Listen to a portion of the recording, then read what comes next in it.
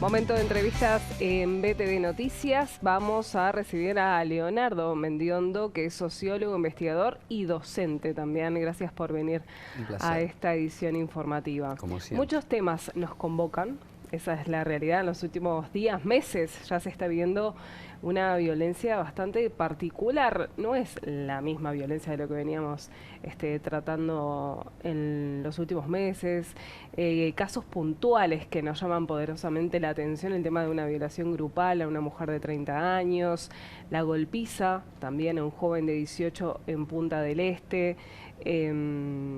Otro caso que también fue bastante polémico fue el tema de las barra bravas, los hinchas. Complicado. ¿Cómo observas todo esto? Bueno, es difícil abarcar en un poquito tiempo temas que ameritan reflexiones diferentes y delitos diferentes. Claro. En el caso de los sucesos que pasaron en el Cordón, hay un montón de reflexiones que podemos hacer. En primer término, yo diría el comportamiento mediático, que abolió la presunción de inocencia de esas personas. No estoy diciendo que hayan sido inocentes, ¿ok?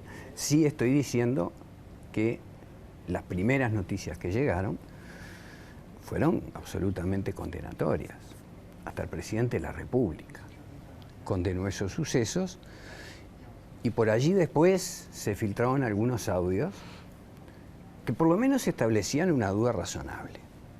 Si es que se puede hablar de razonabilidad en una sociedad súper crispada, que no tolera al otro y que no cede posiciones. Una primera reflexión es que estamos muy crispados, que estamos, digamos, como cobrando al grito. A esto se le suman las declaraciones de una fiscal de Pando hace pocos días, que en lo personal a mí no me daría muchas garantías, ¿no?, de imparcialidad, incluso violando la ley con las declaraciones que hizo a través de una red social. Una cosa es la comisión del delito y otra cosa es la garantía, y no pretendo entrar en el ámbito jurídico, que deben tener todas las personas bajo la presunción de inocencia hasta que se terminen todas las actuaciones y se demuestre que efectivamente fue así o lo contrario.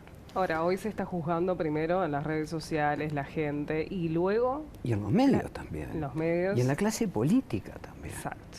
Entonces, a ver, yo siempre digo lo mismo, los medios tienen esa ida y vuelta que te permiten también invitar a personas que puedan expresar una opinión diferente. El caso es que salió una información, esa información salió cruda y después resulta que, no sé cómo, empiezan a aparecer videos donde claramente se contradice con lo que se informó. Yo no sé si fue lo que declaró esa mujer, que también tenía una asimetría de edad muy desigual respecto a sus presuntos victimarios, y me pregunto qué hubiera pasado con la presión de las corporaciones feministas si la cosa hubiera sido al revés, hubiera sido un hombre que está en una situación sexual con una menor y con chicos, adolescentes mayores de edad porque tenían 18 años. O sea, creo que estamos en una gran locura y me duele mucho que lo políticamente correcto, es decir, apoyar todas esas causas que son justas en muchos casos y son necesarios revertir, pero que por una cuestión de corrección política no centremos en sus debidos términos todas estas cosas y no dejemos que se exprese la justicia. Sí, fue un caso bastante resonado, muy resonado. Muy o sea, no hay quien no hablara de ese tema. El presidente de la República, como tú decías, el ámbito político, los medios de comunicación, y todo eso presiona a la justicia. Bueno, allí está el valor y la importancia de quienes deben ejercer la justicia con imparcialidad.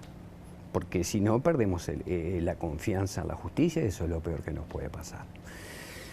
Por otro lado, cambiando un poco el tema y sabiendo que siempre el tiempo es breve como para hacer una explicación completa de esta reflexión, también por otro lado vemos la presunción negada de la presunta inocencia de una persona cuando a través de un estereotipo se le califica, un estereotipo equivocado, porque el rapero no calza con el estereotipo o la apariencia delictiva de la que hablaba Gandini, un enorme mamarracho. Un enorme mamarracho.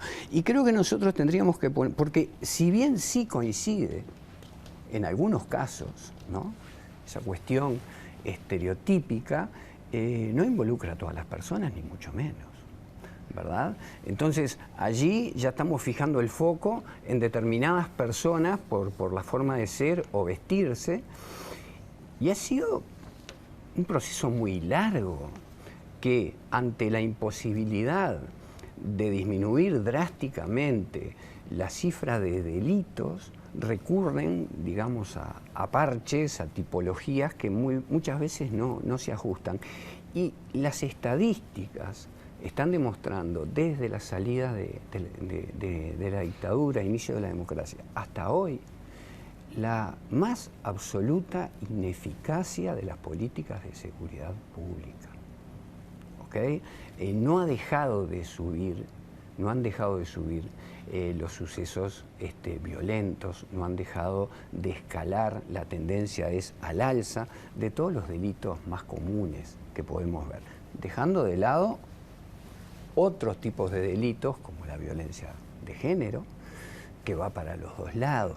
También la corrección política impide hablar de la violencia hacia los hombres, que también existe y es de otra naturaleza. ¿Por qué pasa eso? Porque en realidad... Y porque los colectivos presionan y porque políticamente es muy correcto hablar solamente de la violencia hacia las mujeres, que existe y es muy grave. Y más del 80% de las mujeres han sufrido alguna clase de violencia a lo largo de su vida. Violencia de género me refiero. Con eso estamos todos de acuerdo. Pero no podemos construir una sociedad en oposición al otro, ¿verdad? Es imposible construir una sociedad en oposición al otro. Por eso digo que la sociedad está crispada, porque no solamente ocurre en el plano de género, también ocurre incluso en el plano político, con la generación de estereotipos. Por ejemplo, no hay un estereotipo para los banqueros que se robaron todo y causaron un daño enorme a cientos de familias. Con ese criterio yo voy a ver a personas con automóviles de alta gama y camisa y corbata y voy a decir, este es el estereotipo de un banquero delincuente. Entonces, creo que hay mucha demagogia, creo que en definitiva el tema del delito no se arregla ni con mano blanda ni con mano dura. El tema de esta clase de delitos que estamos hablando, el que nos duele a todos, el que todos los días escuchamos en los informativos, se debe a que las políticas públicas no enfocan en el real sentido y causas que originan este tipo de violencia. Hablas de crispación. Sí. La gente está tomando, por ejemplo, capaz que no es el término adecuado, pero sí mano dura o tomar por mano propia, hacer justicia por mano propia. Bueno, en este caso se da en un contexto, en medio de una discusión de la ley que todos conocemos, y que yo creo que tampoco es el camino, ni la ley ni la no ley. Digo, es la sociedad.